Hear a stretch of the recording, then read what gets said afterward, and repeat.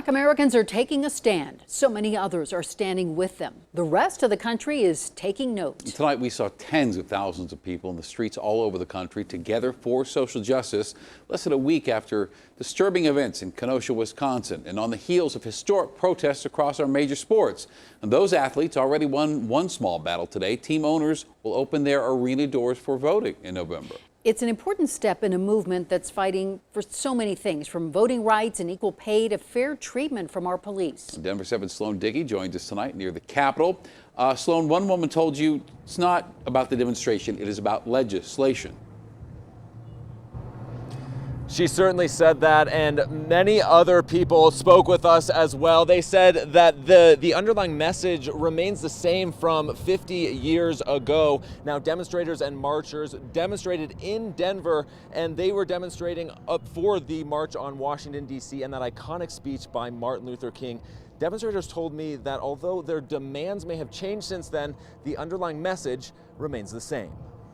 No peace! We're talking about jobs, freedom, and social justice. 57 years later, in light of all the police killings and all of the killings, period, in our community. Black transactions matter, yeah. The cries for justice still echo in the streets. This march should be meaningful just as much as any other march that we're having. On the anniversary of the March on Washington, the movement continues in the nation's capital, alongside rallies in cities and towns across America. So what are we marching for? What are we protesting for? And what we gonna do at the end? What is our plan?